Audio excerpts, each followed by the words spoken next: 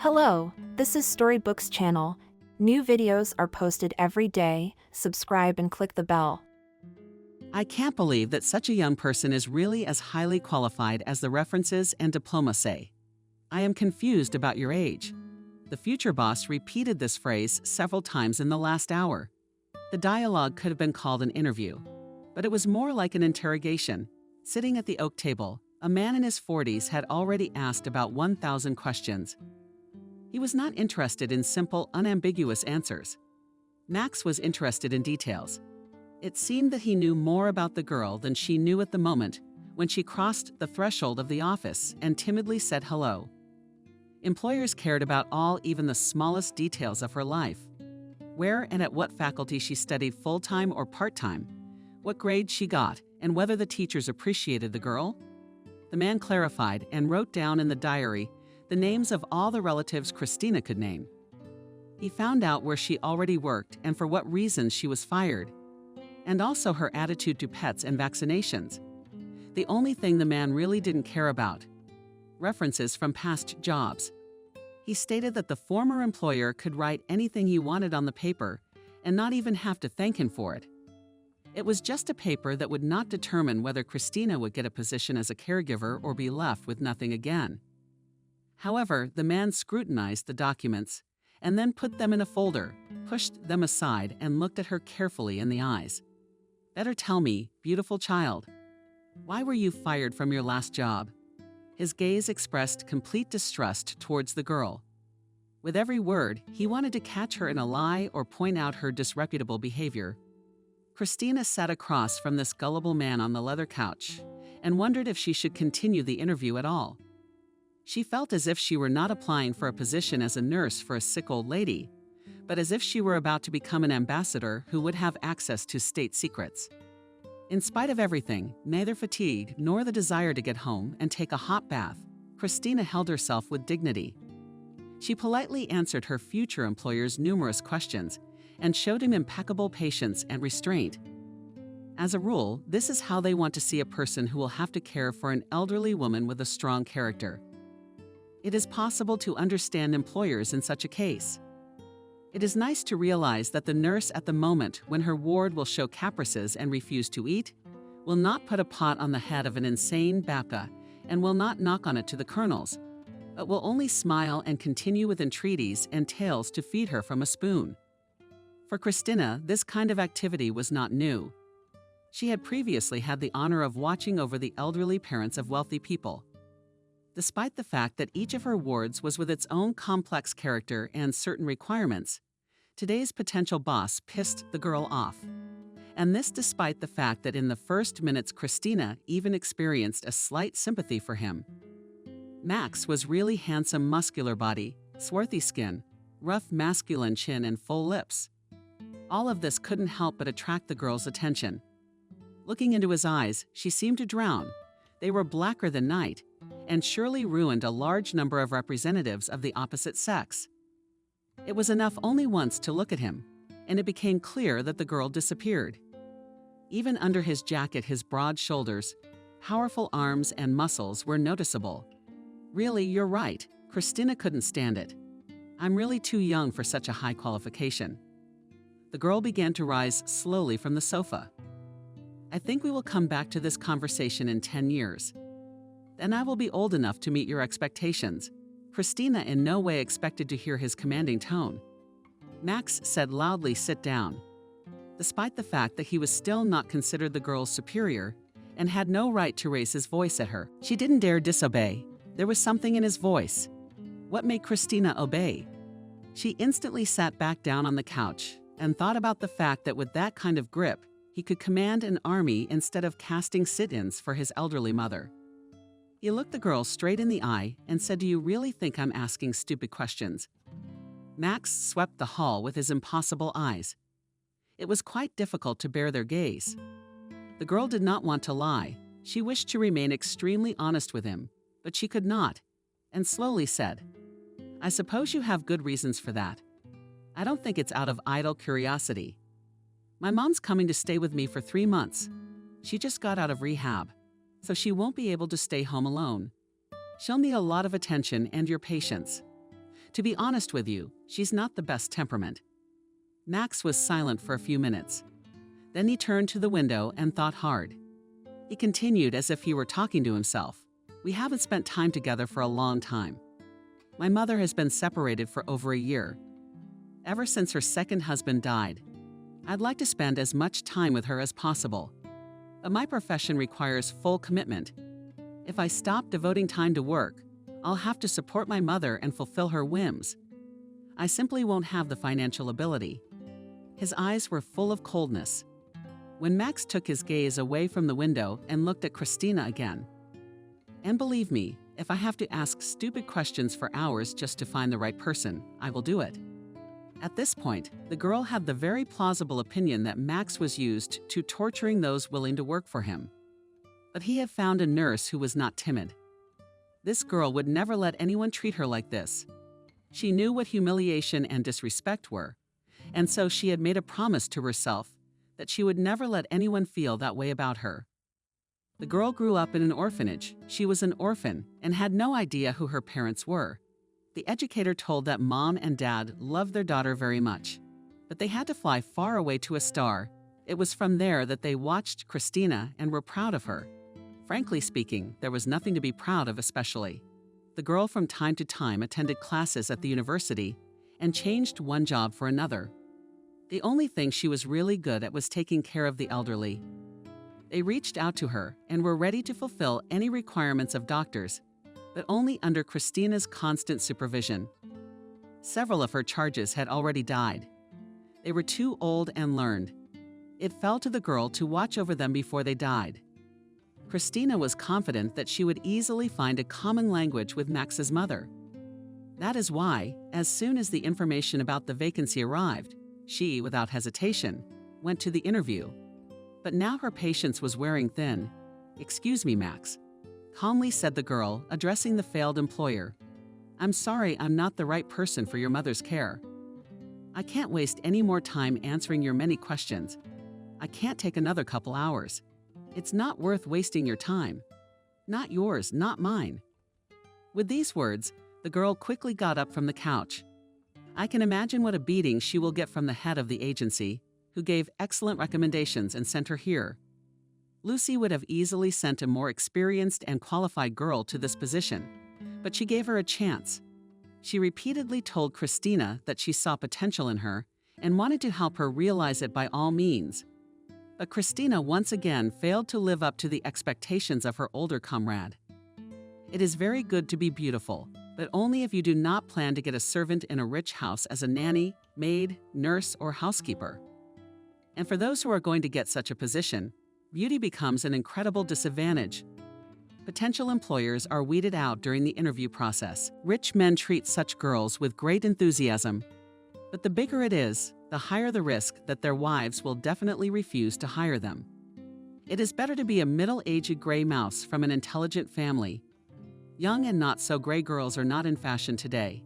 And to this, Max Lucy directed Christina not only because she wanted to help, he is lonely. And therefore, when hired, no beautiful lady will not sit next to her and give valuable advice. The decision on whether the girl would follow his mother would be made only by Max. But there was no point in pondering about it anymore. The girl had missed another chance to get a job. The only consolation for Christina was that she understood why Max was lonely. Anyone would just run away from him to the ends of the earth. Because living with a bore is a difficult enough ordeal, and even good looks and a piercing gaze can't change that. Christina quickly left the territory of the mansion and sat down in a cab. Sadly, she thought about the fact that such luxury will have to forget about it if she can't find a job in the near future. She would even have to give up taking buses and walk. She was in no hurry to tell Lucy that she had failed.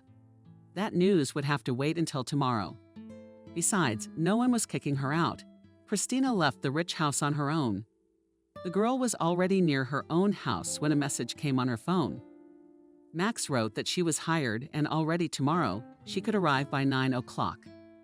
She had to go through the registration procedure and receive detailed instructions. The boss's mother should arrive the day after tomorrow. She entered the mansion at 8:55.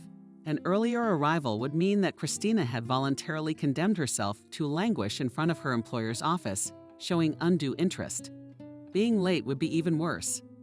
Max would hardly want to deal with an unpunctual person who does not know how to calculate her own time. These are not qualities that would be worth mentioning in a resume and showing the boss on the first day to come 5 minutes early. Ideal solution. This period of time is enough time to gather your thoughts and put yourself in order if the need arises. Christina's experience in attending job interviews was so rich that she could write a book on how to behave properly to get a job. But she didn't use her knowledge herself for some reason. The door to Max's office was open, for better or worse. Whenever Christina had to knock on a closed door, she felt inexplicably awkward and could not cope with the feeling. Asking the question would do the trick.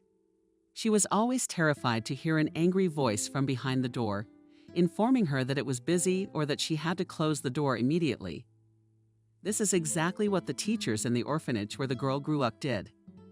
It affected her fragile psyche and took its toll. It was noticeable that Max did not like to waste time. Despite the early hour, work was in full swing. And if in large companies by 9 o'clock employees only come to work and spend another hour to drink coffee with colleagues and wake up. In Max's case, it was different. It seemed that the work in his office never stopped. Since yesterday, from behind the door could be heard thundering and rolling of his voice. He was giving orders, at the same time pointing out mistakes and explaining what they led to. Most likely it was a telephone conversation, because there was no one in the office except Max. Christina realized that it was 8:59 on the clock. She should show herself on the doorstep of the office and draw attention to herself. Let Max see that she was not late, but arrived exactly at the appointed time. However, as soon as the girl made a step towards the door, she heard a woman's voice, and it came from the office. "Max, Bunny, are you wrong now?" From what she heard, the girl froze in shock, least of all Max. A stone impenetrable wall. He looked like a bunny, unless he was hiding in his closet or under his desk. Another Max. On autopilot, Christina took another short step and glanced fleetingly through the open door. No, there were two of them. A supervisor sat behind a desk, opening and closing a ballpoint pen. And next to him stood a tall, beautiful girl in a strong business suit. "You know how long it took me to get this contract for us?" The pretty girl in the skirts seemed to be indignant. She waved a pile of some papers in front of Max's face. "Now what? Now you turn your nose up. I agree. These guys may not be perfect, but who can boast of that quality?" Christina's greatest wish at this moment was to turn invisible. The scene, which she witnessed quite by accident, was clearly not meant for unauthorized viewers. The intimate bunny alone was worth what? The girl had the feeling that she had stumbled into someone else's bedroom without knocking and caught the couple in the middle of a not-so-applicable activity. Actually, it was their own fault. You shouldn't leave the door open. Anyone passing by here could quite unwittingly become a spectator of what was going on. Christina backed away from the office door, farther away, turned the corner, and took a breath. This morning, going to a new job, she did not plan to become a witness to an incomprehensible scene. The girl still couldn't decide what she had just seen. Whether it was a conflict of interest at work, or a quarrel between two lovers, or all together. Christina felt sincere joy not only from the fact that she had remained unnoticed, but also for the reason that her ward would arrive at her son's house only tomorrow. Old people tend to appear unexpectedly and at the most inopportune moment. And then, as if nothing had happened, to interfere in what is happening and give out valuable advice. If Max's mother were here right now, she'd probably ask, "What are you doing here? Nice ladies hiding from your boss or eavesdropping on these?" Christina immediately imagined this picture and a couple of faces from the office that would immediately turn in her direction and make such an expression that Christina involuntarily wanted to fall onto the ground. Try to tell and prove to anyone that it wasn't espionage, but a simple coincidence. No, she'd rather let what she'd seen and heard be her own little secret. The couple in the study were talking so loudly that the voices carried even into the hallway. However, it was hard to understand what they were talking about. Only one thing was clear: Max spoke in a calm, cold voice, and his interlocutor was constantly snapping and could not control her own emotions. "You're acting like an idiot. My bunny. Only a fool can afford to refuse such a lucrative offer." There was a rustling of papers. It was clear that the businesswoman was again showing him the papers lying on the table, considering it a weighty proof of her own rightness. Time was passing, and the hand of the watch, which was worn on Christina's wrist, came to the very top. However, the unfamiliar girl from Max's office did not even think to end either her monologue or not the most successful dialogue in her life. Christina didn't really want to interfere in a conversation filled with bunnies and goofs, but she realized that Max might think that the girl was late today, and therefore would be late all the time. Today it was especially important for the new caregiver to make a good impression on her boss. What was that involved? The girl didn't know yet, but she didn't see it as a big deal. He was just an employer, on whose decision depended whether she would get the job and the salary or not. At exactly 9 o'clock, Christina heard the voice of her boss. He clearly said that the meeting was over and would continue next time. Max explained to his interlocutor that now he had an important meeting, and therefore the person in the strong suit would have to leave his office. Most likely, the man had already gone to the door. Christina could make out every word he said. She could not believe her happiness. The boss turned out to be punctual, so what if he was a bore? This too has its advantages. However, the girl continued to bend her line. "All you have to do is sign the papers. Come on, you fool, sign it. And we'll make the evening just for the two of us." It's like she's stretching her words on purpose. "I've already told you firmly no, this deal is off. And besides, I'm very busy tonight." The girl, resentfully muttering something under her nose, flew out of the office and ran past Christina. Despite her speed, she managed to run her gaze distractedly over her. Only when she had already flown across the hall did she stop and quickly turn around. From the outside, it seemed that the information the stylish lady had gotten while running had just reached her brain. The business lady gave Christina a hard stare. No one even tried to hide dislike and surprise. The new nurse did not pretend not to notice the interest in her, but even nodded to her boss's business partner as a sign of greeting. She was particularly interested in who could afford to call Max a bunny and a fool at the same time. Christina assumed that they would often have to run into each other within the walls of this house, and therefore it was better to prepare for these meetings. The boss's supposed girlfriend looked dignified. The first thought that crossed Christina's mind was the realization that this is a rather expensive person. It would hardly look luxurious now, shower her with gold and diamonds. A strict suit sat perfectly on her slender figure, and stiletto-heeled loafers emphasized the beauty and length of her legs.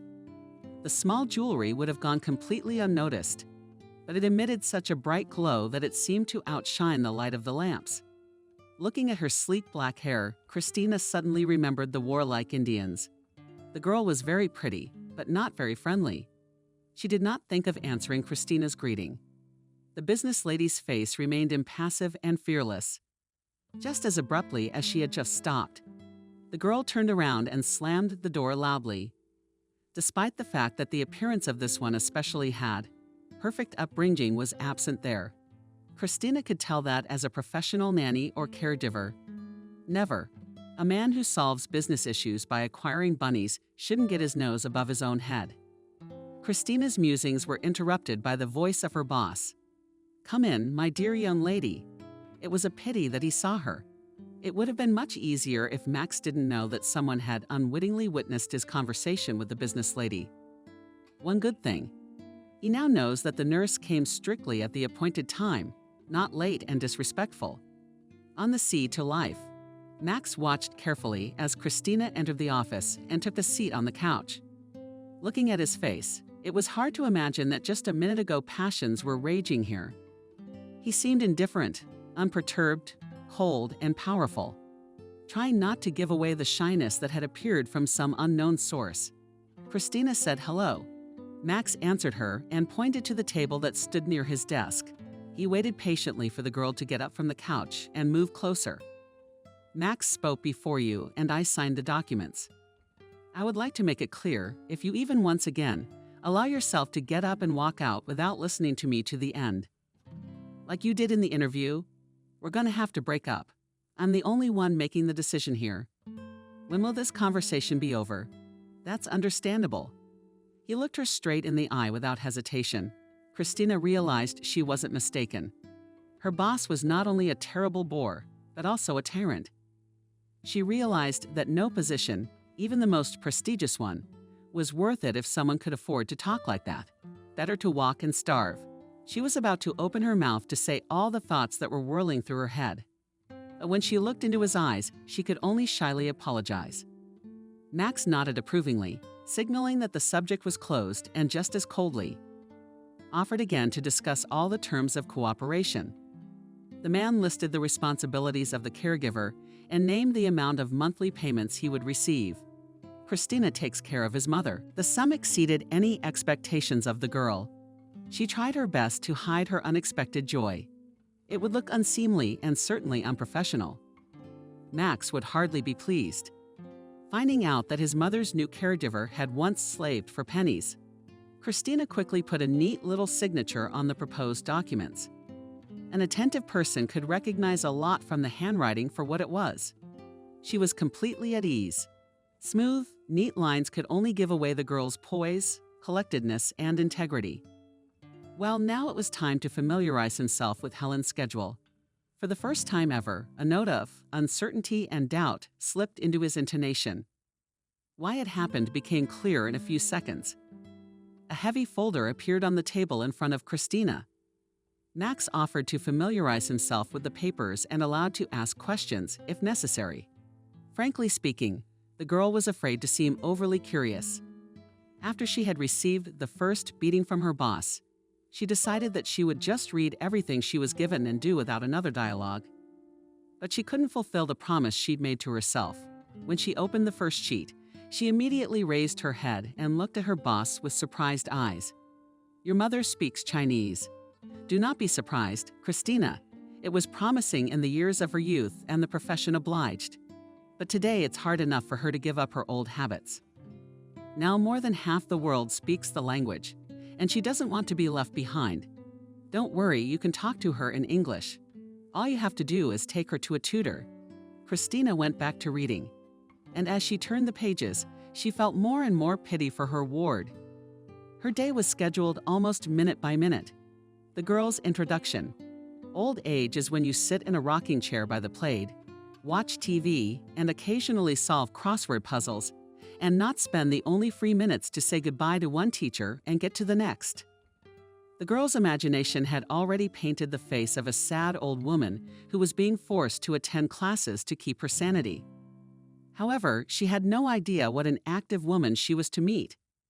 Helen was burning with the desire to live and could not imagine that she would sit at home and watch Malakov's show on TV. While Christina was carefully reading all the documents that were in the folder, Max was silently watching her. It seemed that he was trying to read the girl's thoughts and look into her soul. The man nodded impatiently with his pencil and the desk top of his desk.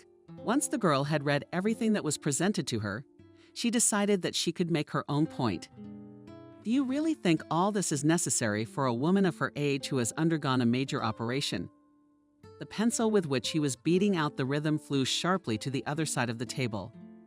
He looked at Christina with an annihilating look and said, "Her daughter needs this." Christina and her new boss went to meet Helen at the airport. The car was driven, of course, not by Max, but by his driver, a mature, respectable man who seemed to be fused to the steering wheel and paid no attention to anything but what was happening on the road. Max's mother was returning today from a clinic in Germany. There she had undergone heart surgery and spent several weeks in rehab. As soon as Max got in the car and buckled up, he was instantly engrossed in his laptop and completely immersed in his work. He wasn't interested in how long their drive was or if they would make it in time for the plane to arrive. All the most important things were happening on his computer right now. Looking at the expression on his face, Christina decided that her boss was checking the morning mail or solving a problem of incredible proportions.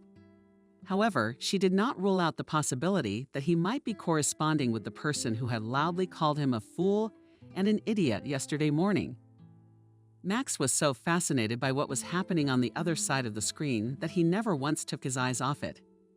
He continued to work while they sat in the waiting room at the airport. The computer was turned off only when the arrival of the flight on which his mother was arriving was announced, and the hall began to fill up, with people waiting and meeting. Then the man finally turned off his laptop and put it in his bag.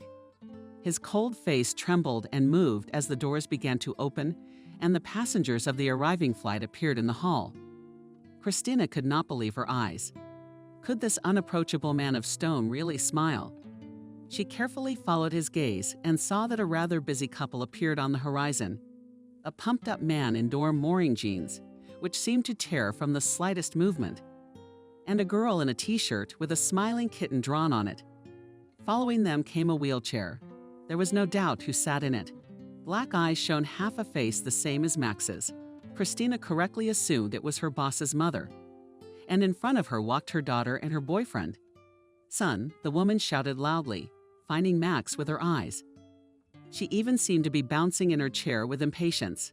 It must be said that she loved her son very much, and he reciprocated. There was an invisible bond between them, which is rarely preserved between children and parents. "Who is that with her?" Christina asked. She wanted to see if her hunch was correct or if she was wrong. "That's my little sister Maria." Cervantes is always looking for adventure, not only for herself, but also for others. That's why Mom has such a busy schedule. Maria is sure that if you just let her relax, Mom will go crazy and will bore everyone with her moralizing and simple boring. Max answered the new caregiver's question exhaustively. Christina noted that the phrase about boring was just right. By the way, if this quality was possessed by Helen's son, I see from whom it was passed on. Meanwhile, Helen said something angrily to her son-in-law. The expression on her face accurately conveyed any emotion. Therefore, it was easy to guess that the woman was angry. However, the man didn't even turn a deaf ear. He continued to walk confidently toward his lover's brother. Angry at the lack of attention, Helen pulled something from her pocket that looked distantly like a remote control. She easily pressed the button and smiled. It didn't take long for the people around her to react. The suitcase that Alex, Max's sister's boyfriend, was carrying started to move. It vibrated and shook, bouncing, snapping. It was as if inside it had just come to life. Something big and strong. Or something. From surprise, people scrambled from the side, looking around in confusion and just in case, trying to get away from the suspicious suitcase, and at the same time from the man who was carrying it. The strong, muscular man frowned and looked at his mother-in-law with a slight reproach. There's a reason they say old people are like children. Alex and Max looked at each other quickly and nodded satisfactorily. It seemed that only Christina did not understand what was happening and where she had gotten to. Someone from among the passengers and greeters loudly shouted terrorists, and panic left the whole hall. Some called the police. Others grabbed the children in their arms and rushed to the exit. 2 policemen on duty were rushing towards Alex. On the way, they even forgot their breakfast and grabbed the holster quite in the side of the neck. Calmly, in a loud voice, said Alex. To be honest, his voice, thick bass, which would be envied by the most famous opera singer, was clearly not intended to inspire calmness and confidence in the surrounding. As expected, the panic only grew larger around the man with the suitcase. Abruptly, an empty space was formed. In the hall where the people from the airplane had just entered. It was hard to imagine such a thing. People were trying to run as far away as possible, and those who had not yet had time to leave the plane crowded at the doors and caused the formation of a real jam. Those who had already entered the hall, expectations with horror rolled backwards, and the rear ones, not understanding what was happening and why they were not allowed into the hall, on the contrary, strived forward. It seemed that only a second had passed, but Helen was not next to Alex. She could be in danger because the woman was in a wheelchair and could not stand up for herself. However, Max was surprisingly calm. Everything seemed to be going according to his plan, and he was even enjoying himself.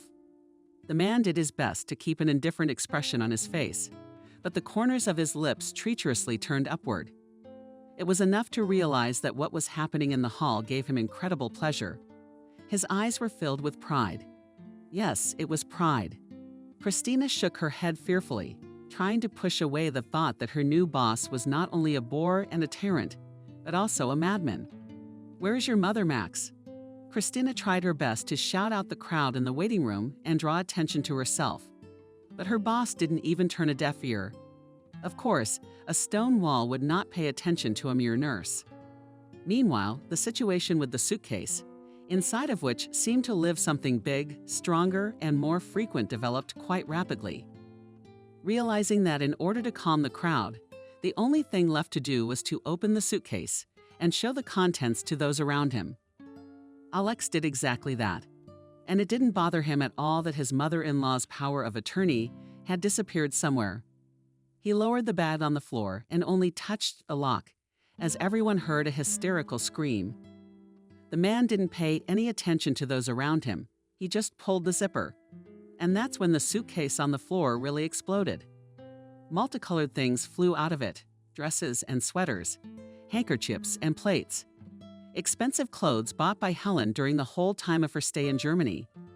It should be noted that before the scheduled surgery, she had the opportunity not only to visit expensive brand stores, but also to buy things from the latest collections of famous designers. Her son never spared money for his mother and always fulfilled any of her whims.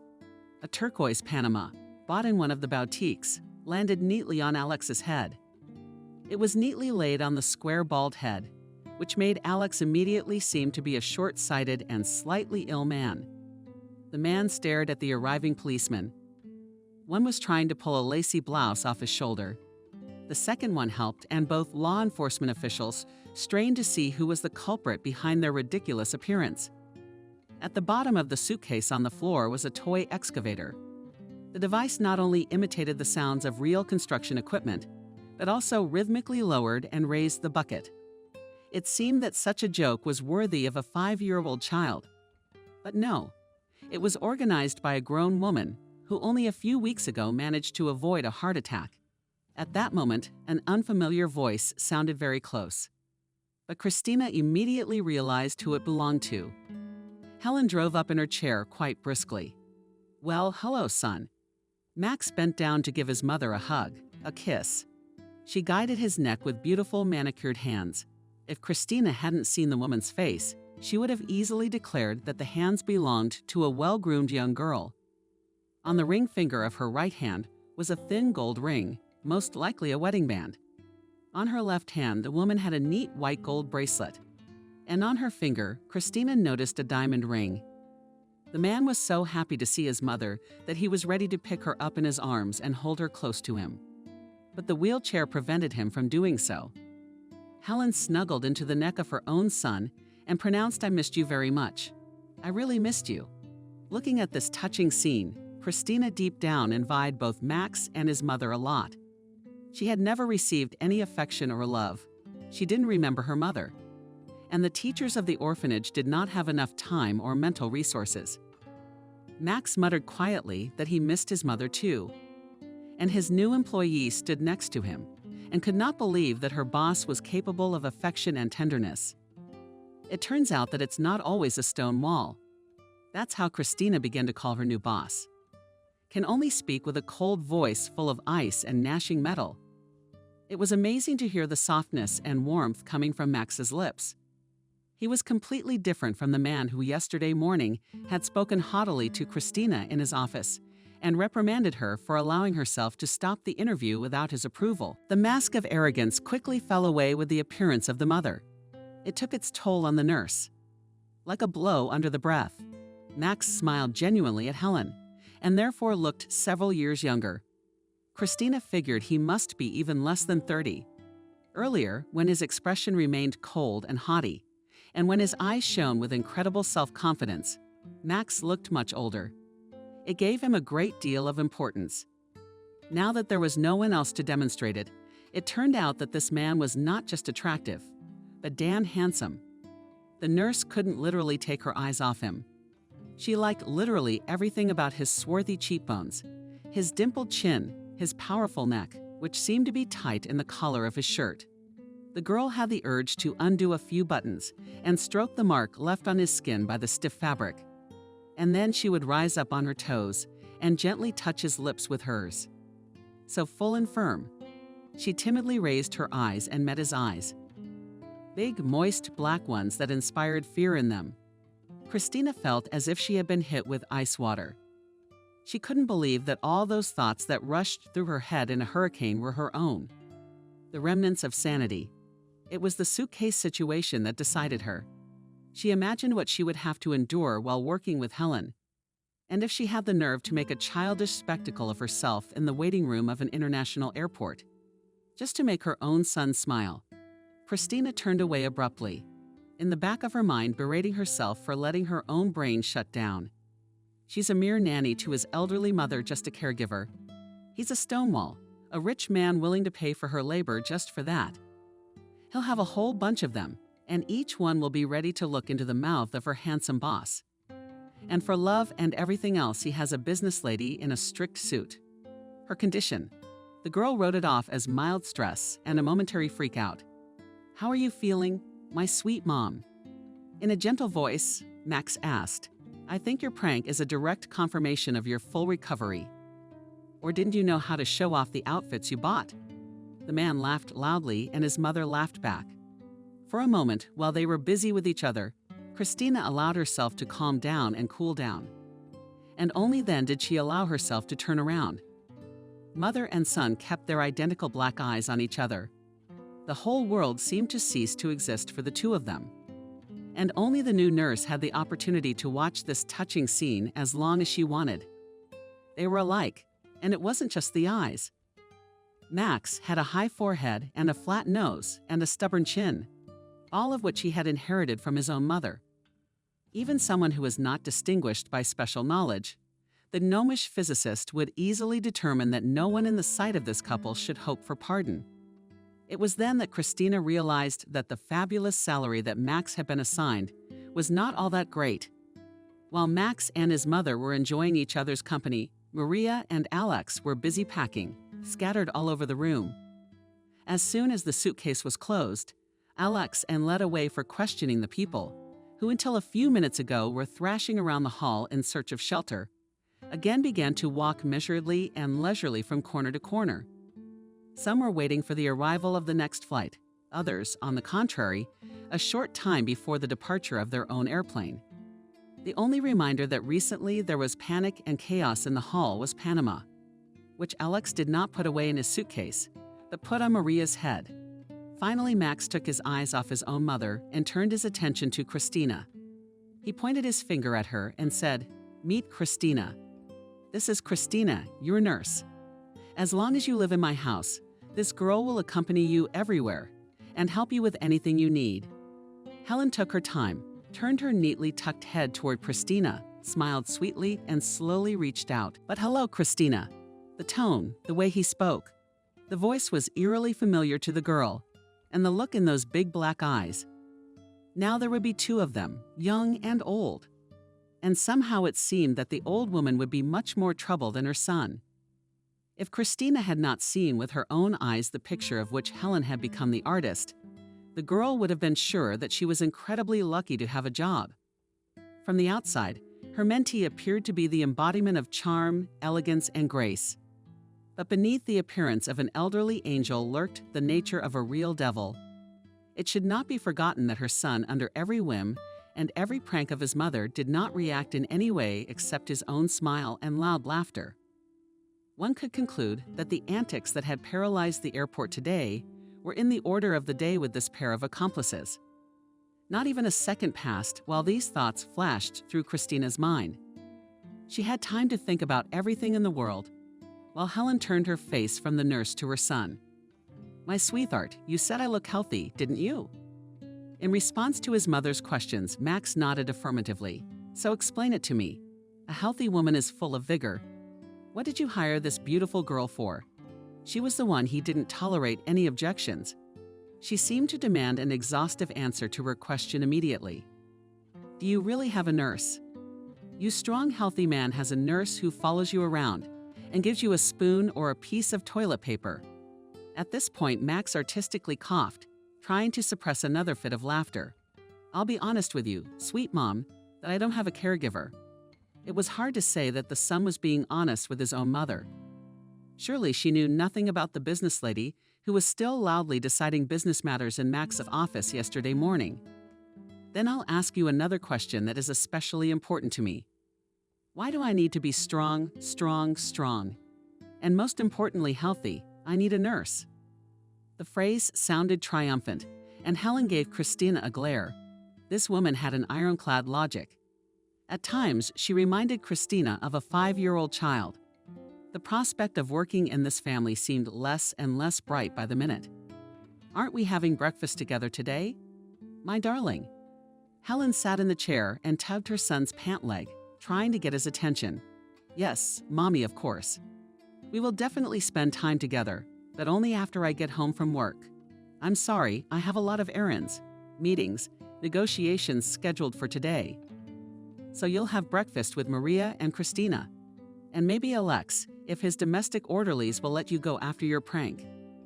Max laughed again, but quickly pulled himself together. Work. Helen stretched out in a disappointed voice and sighed heavily. Her eyes childishly filled with tears and her lower lip moved forward involuntarily. For a moment, Christina felt funny, but she held back, and Helen did too. She just shook her head angrily. Mom, you realize I can't give up my business and stay home with you. Then we'd have nothing to eat, and we'd have to sell that adorable hat. He smiled slightly and pointed to the Panama, in which Maria was still standing. The girl was at a loss. She was anxious to meet her mother's new nurse. But she was more worried about the young man who had promised to marry her yesterday. And today he'd been taken away by the police to testify. Give me your word of honor that you'll spend dinner with your family, the woman said flatly. I promise I'll be home, and I won't say a word about work tonight or tomorrow morning. And I'm at your disposal. Sweet Maman, Max theatrically bowed to his mother. Well, that means we'll have to entertain Christina without you. She gave the nurse a thoughtful look. That didn't sound good. Something told Christina that only one of their small group would be having fun. Nevertheless, the girl leaned over her ward and trying to seem attractive and friendly said, Hello, Helen. I am very glad to meet you. I don't think we'll be bored. I wasn't going to be bored. The nice woman replied and smiled that strange smile that inspired the people around her. A quiet horror. Christina felt a chill run down her spine.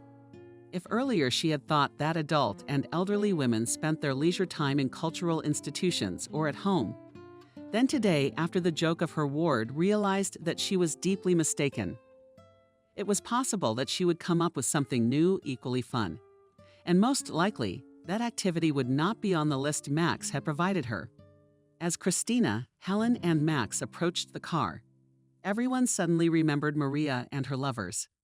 The boss's mother was already sitting in the car, and the driver was stowing the chair in the trunk, when the woman asked in a completely innocent voice what had happened to Alex and if he would go with them. Quietly enough so his sister wouldn't hear. But clearly Max said that he was a grown man and would solve his problems on his own. He, meaning Max, would not be involved in any way. Men always disliked each other and treated each other with a kind of jealousy. Max was not happy about the fact that his sister favored this not soon jump in tight jeans. Besides, Alex was constantly on the lookout for himself, and his sister regularly borrowed money from him. Alex did not like Maria's mother very much either. She preferred to see next to her daughter someone like her own son, as masculine and handsome, with business acumen and flair. They are circus performers who were kicked out of the arena. That's why the object of Helen's jokes and mockery was regularly Alex and not anyone else. Why are you doing this, Max? Christina was somewhat indignant. She did not know all the subtleties of relations within the family, and therefore felt indignation. The boss only looked at Christina with cold eyes, and the girl realized that she was facing a stone wall again. The effect of Mom's joke was over. Unbelievable. His mother is putting on a circus on the grounds of the international airport. But he only laughs and not a word of reproach in her direction. Alex, the injured party, will have to deal with what happened. He was just unlucky to carry that damn suitcase. Christina realized that she would not stay in this place for long. As soon as Max thought that she was not a professional, and he had his own scale of criteria for evaluation, the boss would put her out on the street with no severance pay. The three of them drove home Helen, Max, and Christina. Maria stayed at the airport to rescue Alex, who seemed to be tortured at the police station. Max drove the car by himself. Where had the driver gone? No one but the chief knew, and Christina didn't bother to ask. She realized that asking unnecessary questions while staying in this family was strictly forbidden. Helen seemed to have turned into a child again. She suddenly laughed and began to talk about how the suitcase in Alex's hands had burst. No, you heard it all at once. And oh, where to run, what to do. I'll tell Lisa today. She'll laugh. And Lisa, the maid at Max's house who'd been working for him for over 10 years. She was a grown woman who had become a member of the family. Her boss liked her a lot, executive, responsible, never asks too many questions and gets things done quickly, and had become friends with his mother. Helen seemed particularly pleased with herself right now, and Christina's boss liked that. He was one of those kids who did everything possible and impossible to please their elderly parents. They usually feel that every second of life can be the last. Therefore, let it be filled with joy and fun. Phew, but I did it for something. It turned out that Max is not as hopeless as it seems at first glance. He asked questions without taking his eyes off the road. Max, what did I do? I mean, the backhoe turned on. I'm sure it was Maria who put the toy in my suitcase by accident. I found the remote control in my jacket pocket. To be honest, I mistook it for the one that came with my chair. You know, the doctor said that if I get tired, I can change the position under my elbow or pillows near my neck. Helen quickly turned the conversation to another topic, hoping that her son would be quickly distracted, concerned about his own mother's comfort and convenience. Max, however, was relentless. He continued to ask his mother leading questions and enjoyed watching her try to extricate herself from the situation. Helen, anxious, thrashed in her chair. Once again, she reminded Christina of a child who had given birth and was now trying to get away with it. Okay, son, I'm sorry. I just really missed you. All right. I'll apologize too. The mother realized that there was no point in trying to get away with it anymore, so she admitted her own guilt. But it didn't upset her in the slightest. Tell me, please, were you fed on the plane? The doctor told me that you need to eat by the hour and be sure to take the prescribed medication. Max realized that it was time to end the conversation with the circus performance, so he turned to the questions that really bothered him. Yes, son, they served fish, which, as you know, I can't stand. The obliging stewardess tried her best to feed me, but when she realized it was useless, she put my portion in a box and made sure I picked it up on the way off the plane. Helen's story was fascinating. She seemed to like the attention of others and was making a maximal effort to keep it as long as possible. It's okay, we'll get there. And I'll be sure to feed Zeus. Finished the monologue with the boss's mom. Christina had yet to meet Zeus. The big Caucasian sheepdog lived in the backyard in an aviary, and at night it was kept on the whole territory of the mansion, warning the owner in case of danger. The dog had lived with the owner since the house was built and had become a member of the family. If something had happened to Zeus, Max wouldn't have survived it. The company, consisting of the mother's son and her newfound nurse, reached home quickly enough and without any adventures. This especially pleased Christina, who had not yet had time to come to her senses after what she had seen at the airport. Helen, tired from the long flight and emotions, dozed off in the car. "We are home, Mom," solemnly declared Max, stopping the car at the gate. "Really?" Helen said, waking up. It hadn't even been 6 months. She demanded to be taken out of the car immediately and said that she would walk home. She's full of energy and completely healthy. And this chair was invented by the doctors to make her, and Helen believed that age is a judgment, and that the surgery she has undergone prohibits her from enjoying life and doing what she wants to do. On the way home, the mother walked leaning on her son. Helen looked like the ultimate conspirator and said she was going to show him her greatest treasure. "Mom, let's have your finds. Will you share with Christina?" I have no doubt that another diamond necklace with emeralds will be a splurge. Look with the dress that you showed in the morning to a good half of the waiting room. Now I'm really in a terrible hurry." Max tried with all his might to turn his mother's attention to Christina. Helen did not even turn her head in the direction of the nurse. It was a secret that concerned only her and her son. "I will appreciate your fine tonight. I swear to you," Max promised. Helen nodded contentedly and entered the house on her own, letting go of her son's hand. She held the lady's purse tightly in her hands. It was there that something of particular value to the woman was kept. Christina was visited by a feeling of slight envy. She always wanted a beautiful life, but the luxury for the girl was traveling by cab instead of streetcar or bus. One thing she did have, however. This piece of jewelry had no price. Her mother's earring, which was found near the crash site. The other one was never found, most likely burned with the body. Christina received the treasure on the day of her majority. The earrings were kept in the safe of the director of the orphanage, and the girl did not even suspect what gift the educators had prepared for her. The girl has always been on a good account. She did not enter into conflicts and always went towards helping everyone who needed it. "I hope you two will find common ground," grinned Max and returned to the car. Christina tried to assure him that she would find a common language with her mother, but she realized that it would be difficult and would take a long time. If someone asked the girl to make a rating of the most dangerous professions, the first on the list would be the position of a caregiver. Before meeting Helen, Christina was convinced that the ideal nanny for an elderly woman. However, Lady Perfection has failed. To please the new ward turned out to be quite difficult. If at the airport and in the car the woman was cheerful and actively participated in conversations, then it was worth it to cross the threshold of the house, as she became an exact copy of her son in the image of a stone wall. The woman silently drank a glass of water, drinking the prescribed medicine, demanded help to disassemble the suitcases, and stated that she wanted to stay alone. But no sooner had Christina left her ward's room than the door opened and Lisa, Max's housekeeper, appeared on the threshold. She seemed to Christina rather stern and not talkative, but not in Helen's company. The women, like two good old friends, hugged for a long time and even cried. After hugs, Lisa said that she was preparing a festive dinner and would be happy to see Lenotchka in her place of honor. Christina suggested to her ward to go downstairs and have something to eat. She remembered the morning conversation and realized that the woman still hadn't eaten.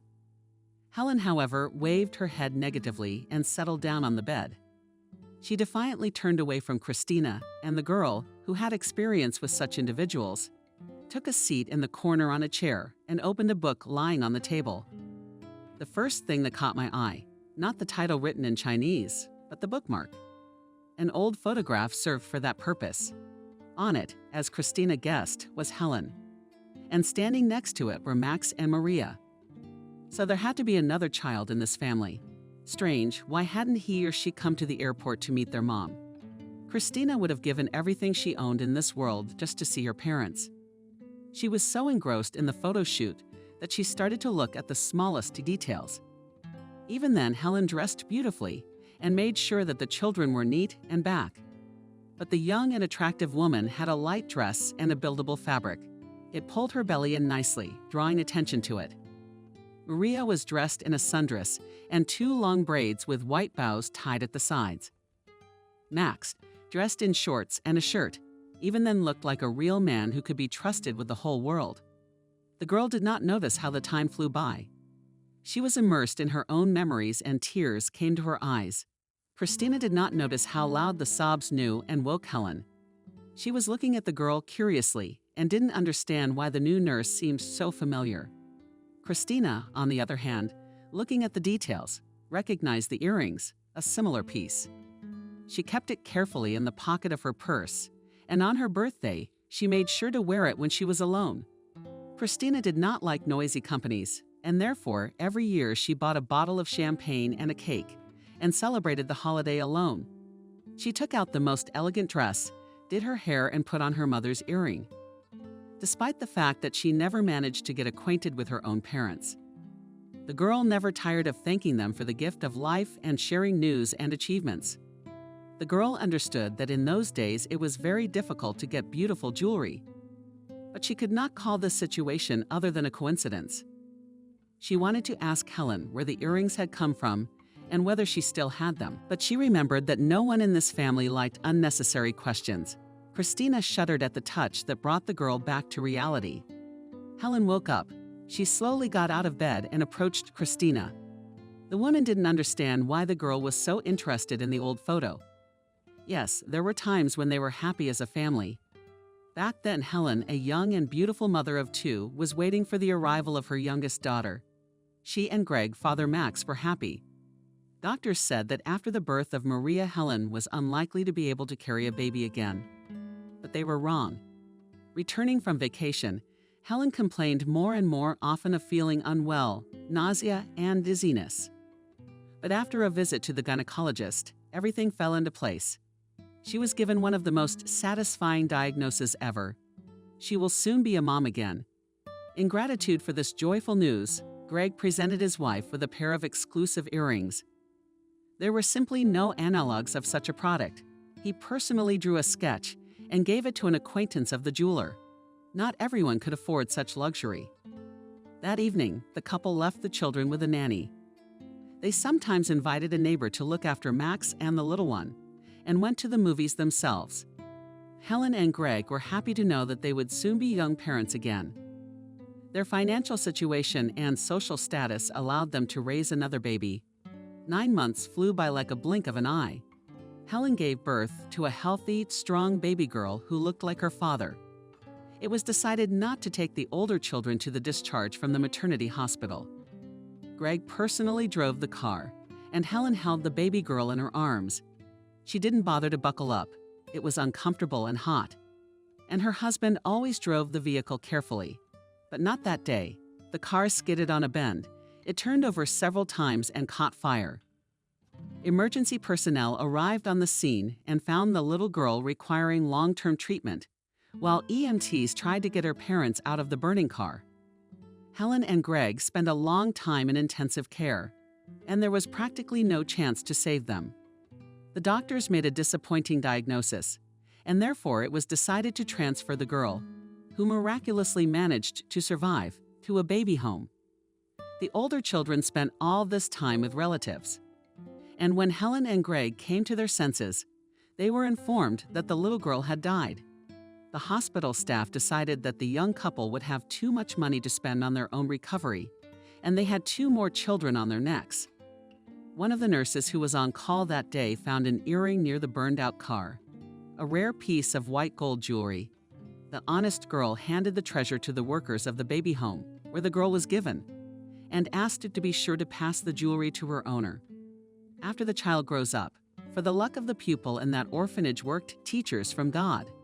When the girl reached adulthood, she was presented with an amazing gift, greetings from Mom and Dad from the other side of the world. Helen and Greg long experienced the bitterness of loss.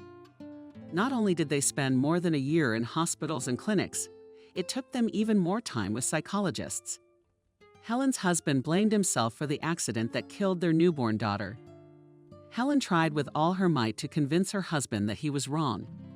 After 5 years of agony, Greg died. His heart could not withstand the constant pricking of his conscience. Dying, the father, who had lost his daughter, said that he was going to her, and the older children were left in the care of their mother.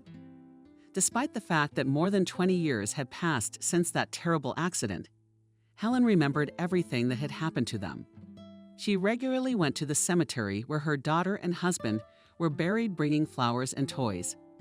When her son announced that Helen was going to Germany for surgery, the woman was outraged and she couldn't leave just yet. Her dead daughter's birthday was coming up and Helen was bound to visit her grave and talk to the little girl. Max assured his mother that he would drive himself to the cemetery and take whatever his mother said. Frankly, he thought it was time to stop taking what had happened 20 years ago so seriously. Helen arrived in Germany a few days early. She had expressed a desire to go shopping in malls and furniture stores. Her son's financial situation allowed her to buy anything she liked. During one of the shopping trips, Helen stumbled upon an antique shop quite by accident. Her son loved antiques, and the woman knew how to make him feel good. She was perusing the display cases and racks when she saw earrings on one of the shelves. The woman immediately forgot about gifts for her son and began to think about what kind of dress she could wear with this or that set. Her attention was attracted by a single piece of jewelry. When Helen took a closer look, her whole life seemed to flash before her eyes. She immediately remembered the day when Greg, her late husband, had given her earrings based on a unique design. She remembered the accident and her husband's agony. The woman's eyes filled with tears. "Please tell me, where is the second earring? I would like to buy this set." She turned to the seller of the antique shop. "This earring is sold alone for more than 10 years, lying on the counter, and does not cause anyone's interest. Can you imagine? Everyone wants a set. It is understandable." The seller was genuinely surprised that someone was interested in this product. The earring was brought to the store many years ago by a woman. She did not know the history of this product. She only said that she had found it on the street and wanted to get some money. Since then, the white gold earring with a small scattering of diamonds lay on the counter and did not arouse interest among customers until Helen stepped over the threshold. At that moment, she was ready to give any money just to buy what was once rightfully hers. It seemed that this purchase would give her back a piece of the past, bring back memories of those days when they were all happy, when she had her little girl in her arms and knew that Papa, her older brother, and sister were waiting for them eagerly at home. It was about this discovery Helen had been so eager to tell her own son, the businessman, and that man. And now when she woke up to find her new caregiver, Christina, scrutinizing photos of the family and crying bitterly. "What's the matter? Baby, did a picture of my whole family happy upset you so much?" Helen asked politely. "Hugging a girl?" Christina not only didn't expect her ward to wake up so unexpectedly, but also didn't think that the woman would take part and ask what was the reason for her sudden tears. No one had ever been so polite to the girl. She could no longer hold back her emotions. The girl cried and told everything that had happened to her in her short but so bitter life. The girl knew that, most likely, after such an act, the owner would ask her to leave her post as a caregiver. But she could not help herself. Tears rolled from her eyes without stopping. She told Helen that she had grown up in an orphanage and had not known parental love and affection, that she had had to work from an early age to make ends meet, and now she had to look after other people's parents to earn her bread. She regretted very much that she had never seen her own father and mother. Helen clasped the girl tightly to her breast and whispered, "Well, will you be good to cry? We all have a hard life." And then Helen began to tell her story. When she reached that period of her life, when she experienced the joy of motherhood for the third time, the woman could not resist and cried too. She decided that she could open up to this bright, defenseless girl. Helen opened her handbag and took out an earring. "Look, it's from my past. My late husband gave me the earrings for giving him a daughter. She died in a terrible accident, and her husband died a few years later, couldn't bear the loss a few weeks ago. I saw this earring by chance in a store overseas. I know I can't be wrong. This set was one of a kind and unmatched. My husband made them especially for me." Christina listened to the story of this amazing woman and could not believe her own ears. Was it really true? The girl slowly stood up and walked to her bag. Helen looked questioningly at her nurse and did not understand what was going on. Didn't understand exactly until the girl pulled out the exact same earring. The set was connected. Both of them stood in the middle of the room and looked at each other, not understanding what was going on. No, both Christina and Helen made a logical connection in their heads, but couldn't believe that this was really happening to them. And it's not a dream. "My daughter, my sweet girl. All these years I've mourned you and carried toys and presents to the cemetery. And you're here, alive and well," cried Helen, hugging and kissing the one she wanted to send away 2 hours ago, just to convince her son that she didn't need a nurse. They spent the entire afternoon like that. When Max got home, he was concerned as to why his mother still hadn't gone downstairs, and handed out directions to anyone who would come across her path. The man went up to the second floor and froze in front of the bedroom door that was meant for Helen. He heard someone crying in the room, and without even waiting for someone to answer his knock, he entered abruptly. The man was genuinely surprised to see his mother. The strong and unapproachable woman was sitting on the bed next to Christina, a simple nurse who had been hired for the job only yesterday. It was hard to imagine that someone could melt her heart in such a short period of time. "Mom, what's going on here?"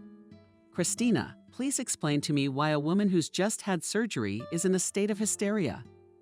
You were tasked with keeping her calm and happy, and you are completely failing in your duties." The stone wall spoke, and there was no way to stop it. Max was angry and preparing to fire the caregiver he had just hired.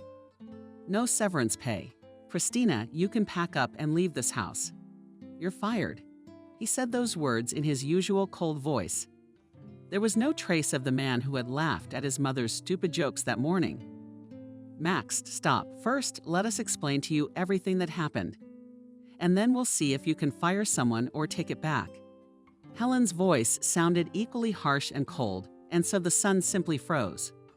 The first thing the woman in Serbia showed him was a picture of Helen's mom standing exactly in them. The son knew the story that once long ago his father had given his mother a unique gift. Few people in those days could please their spouses with exclusive white gold earrings. He also knew that those earrings had been irretrievably lost during the terrible fire in which their little sister had died. And now, when he saw them in his mother's hands, the man was speechless. He couldn't believe his own eyes and didn't want to believe his own ears. Until his mother told him that she had found the second earring in one of the stores. Max was sure that Christina had simply made up the story. But there was nothing to reproach her for. Everything really did match up. Could it be that this girl, who as recently as yesterday morning had returned tail and allowed herself to assert her own point of view, had turned out to be his own sister?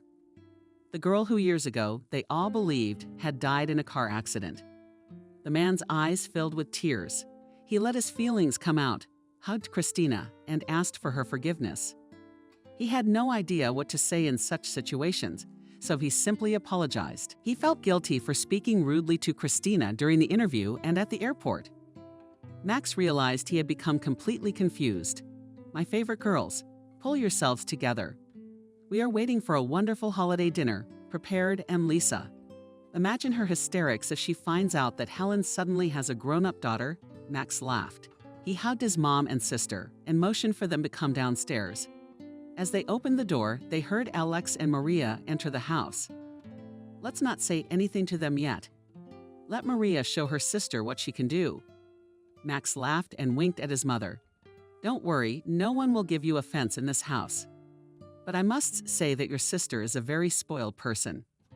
She doesn't tolerate competition, and she's used to having all the attention in this family," Helen warned. She still couldn't believe that this was happening to her, that the daughter she had mourned and thought dead for over 20 years was alive and standing next to her. There were hysterical screams coming from the first floor. Maria was sharing the events of the day. It turns out that Alex had spent all that time in the police station. He was proving to the law enforcement representatives that he had nothing to do with terrorist organizations, and what happened was just a stupid joke. His future mother-in-laws. Maria met Alex a few years ago. Then her mother insisted that Max paid for her sister's trip to a foreign camp. The girl was going through a breakup with her first love and badly needed positive emotions. Her son did not argue with Helen, but simply gave as much money as was needed to pay for the vacation and flight. Maria had a wonderful 2 weeks there, enjoying socializing with her peers and being under the close supervision of psychologists. To the surprise of the family, Maria did not pull any tricks, but she surprised everyone by the fact that after arriving home, she continued to communicate with one of the same vacationers. His name was Alex. His parents sent the boy on vacation after a hard study. Returning from the camp in France, Alex soon appeared on the doorstep of the house where Maria lived and said that he could not live without her. To say that the relatives were dumbfounded, nothing to say. Even Maria was in a slight shock. However, the young people made a promise not to do anything stupid and kept it for several years. Between them, more and more often began to talk about marriage. And a few months ago, Alex introduced Maria to his parents. They spent 2 weeks in France, from where they flew to Germany and returned with Helen. It was hard to explain why Maria and Max's mother didn't take this man seriously. His appearance truly resembled that of a clown. When Helen decided to pull a prank at the airport, she had no idea where it would lead. Maybe it was for the best. Let the guy learn to get out of difficult situations on his own. Especially since life together with her daughter is a series of difficult situations and endless adventures. Alex spent the whole day today to explain to the police in broken English that he is a good French citizen who came to visit his fiancée's family. The difficulty was that Maria was not allowed into the office until she had legal status. Spouses have no right to take part in investigations and proceedings. However, it was money that helped them cope with the difficulties. Thanks to her brother, Maria never needed it. No, she didn't sit on her brother's neck. Maria held a decent position in his company, and it should be noted, reached this position. Not through family connections, but only through her own knowledge and skills. Max always reprimanded her severely in meetings. If the occasion arose, but also honestly praised her for her professional accomplishments. The only indulgence that the boss allowed himself to regularly please his sister was a salary an order of magnitude higher than that of her colleagues. This topic was off limits for discussion in the office. The employees knew that Max did not tolerate gossip. The man was always ready for open conversations and boldly responded to any complaints from the employees. If he noticed that someone was whispering in the corners, he always called for a conversation, which was usually followed by dismissal. When the passion downstairs had subsided, Christina and Helen went down to the first floor. "Hello, mine," never waning. The mother said wryly to Maria, "Do you have any idea what Ali Mom had to go through? Why did you make this circus?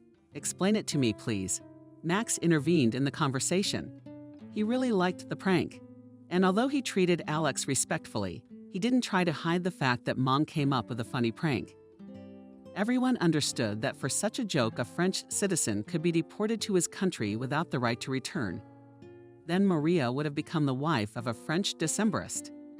Surely his sister would have boarded the first plane to Paris and sought a date with a persistent troublemaker. These thoughts made Max laugh. He laughed loudly, which caused astonishment among the others, and hurried to share his thoughts. After everyone had laughed quite a bit, Maria asked a very appropriate question. Since when would a simple caregiver sit at the table with them and listen to them indulge in family memories? Indeed, every dinner with the family, Max, Maria, and Helen was filled with warm conversations about their father, their childhood, and their family traditions. The children, as Helen used to call them, told her their secrets, and she, in turn, made a surprised face and made them believe that until now, she did not even suspect what had happened. Helen was in no hurry to please Maria with the fact that she had a younger sister, despite the fact that she had grown up a spoiled girl. She was kind and sympathetic at heart, and always responded warmly to her mother's requests to visit her sister's grave in the cemetery. When asked why Christina was given a seat at the table, her mother replied that she could get dizzy and had to get used to having someone there to support her and help her, but she was satisfied with that explanation. Despite the insulting grimace on her face towards Christina, she softened nonetheless. The girls assigned a seat next to Alex, who, despite the joke organized by Helen, arrived for dinner with a gorgeous bouquet of flowers for his future mother-in-law. He was still wearing too tight jeans. What caused another fit of laughter when he appeared on the doorstep? It seemed that today's surprises had come to an end, but it wasn't. The front door swung open, and the one who had swept past Christina yesterday and given her a less than welcoming look appeared on the doorstep. She seemed to have come straight from a business meeting. In another strict suit, styled hair, stilettos, and an unchanged file folder in hand. "Good evening. I'm sorry, I didn't realize Max had nice guests. We were supposed to spend the evening together, and especially frozen on the threshold, because no one invited her into the house. And what's more, there were no dishes for her at the table." What was especially unlike Max, if he invited someone to visit, he was always zealous to make sure that the guest was comfortable. He didn't seem to care about the businesswoman's comfort at all. "Jenna, I think I've made it clear to you that I'm busy tonight." Max said these words in such a cold voice that Christina felt horror, just like the day of the interview. However, the whole situation brought joy to Helen and Max.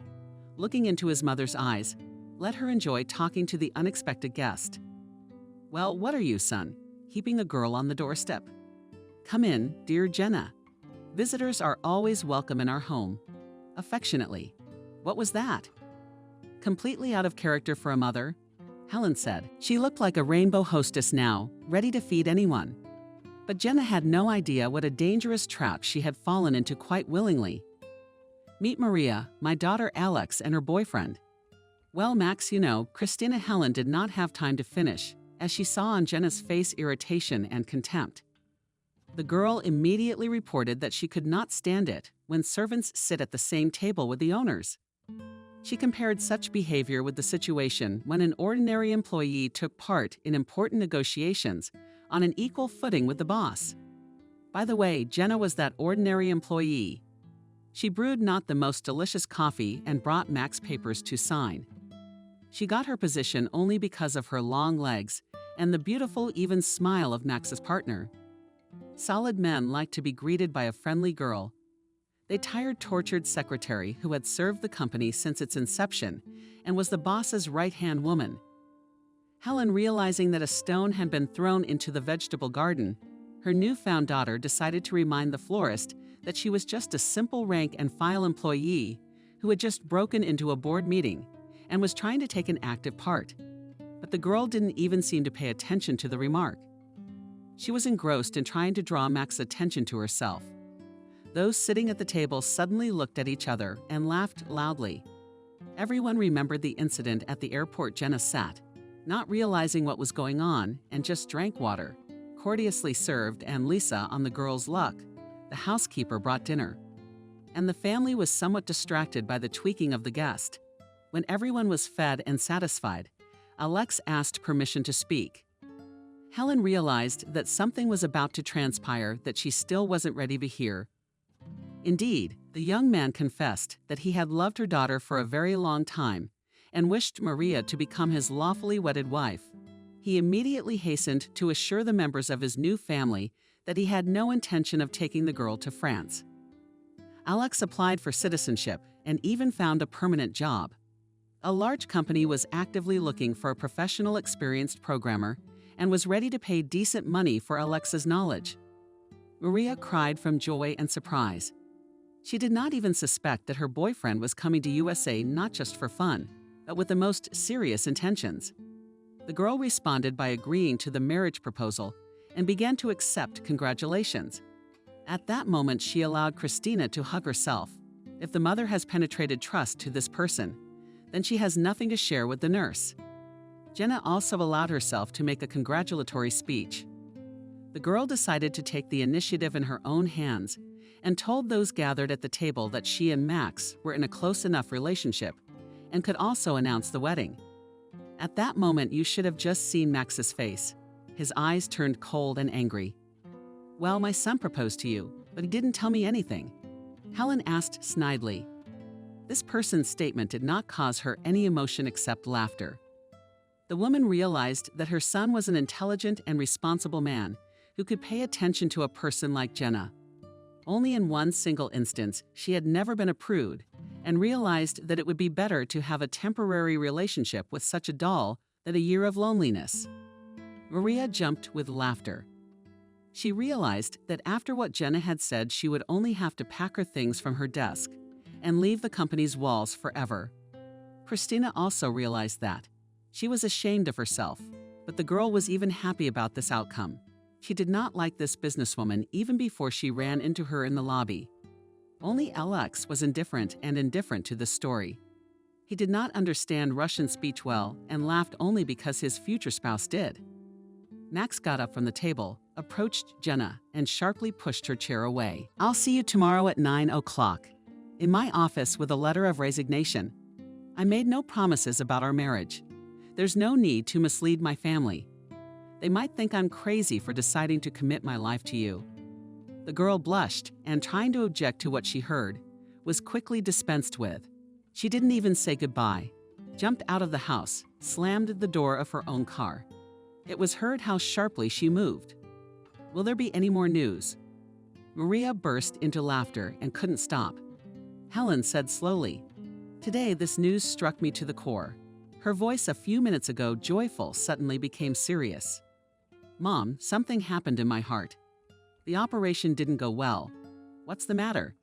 She wouldn't have survived if anything bad had happened to her mother. No, my girl is fine." Helen hurried to reassure her daughter. She asked everyone present to just listen carefully to the story the mother wanted to tell her children. When she started the story about how all the family was eagerly waiting for the birth of their sister, Maria exhaled.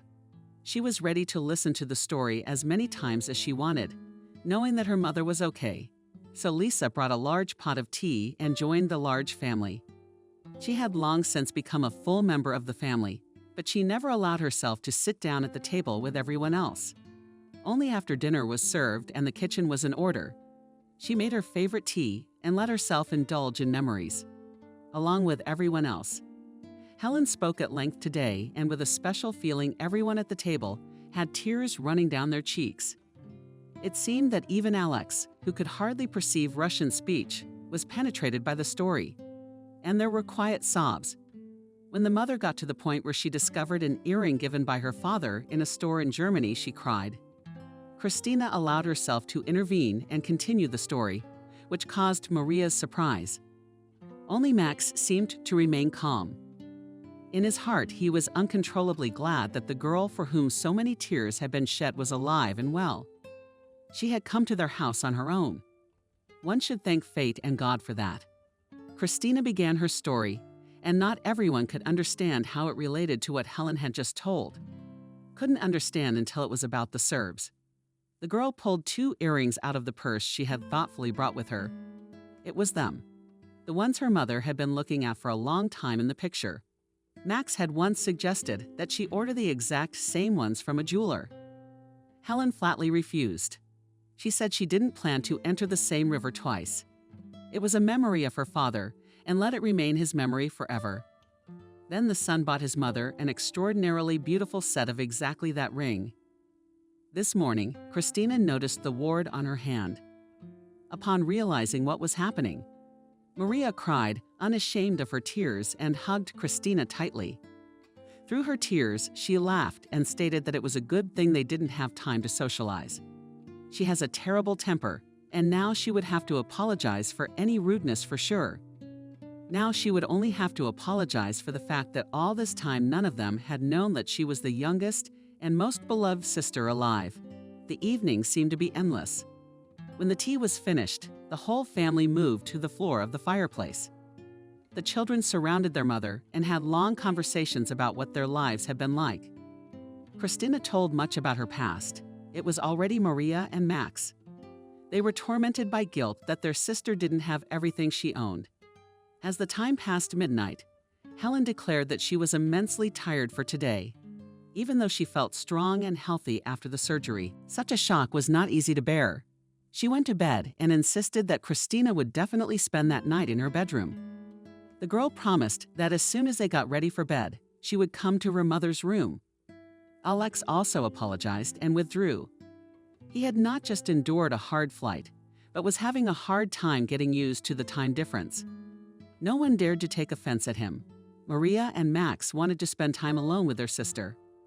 Max hugged his sisters and suggested to celebrate such an event with a glass of champagne. It was a real miracle, which happens only once in a lifetime. And then not everyone. Sitting at the table, they began to discuss the future. That Christina was moving into her brother's house. It was agreed without reservation. Then there was the question of who would take care of Mom. She needed a nurse again, a girl who had just found a family. She dreamed of it all her life. She declared that she wasn't going to quit her hard-won position. She and her brother laughed and told Maria about how hard it was to get an interview. Max's. They sat at the table in the kitchen for a long time, sipping champagne and making plans for the future. None of them so happy did not know that in the morning, when they woke up, life would not be the same. None of them suspected that the mother who had just found her dead daughter would not be able to stand such happiness. When Helen stated that she was tired and wished to go to bed, she was not lying. The woman was indeed feeling exhausted. Moreover, Her heart ached again, but Chisa did not want to spoil the children's joy of the family reunion. She reached the bedroom, sat down on the bed, and passed out. Helen didn't have time to take the pill that could have saved her life. The children discovered the body in the early hours of the morning, as they were escorting Christina to her new bedroom. No one knew that the next day a hurt Jenna would go to the police and file a report that Max had been molesting her regularly. No one knew the cops would come for Alex too. Money doesn't always solve problems. The case of the explosion at the international airport will not be so easy to solve. But all this will happen only tomorrow, when the new day comes. And today, these three were so happy, sitting at the kitchen table, drinking champagne, and could not believe that after 20 years their family was reunited. Max and Maria believed that the father had helped the children find each other. Before he died, he announced that he was going in search of his dead daughter.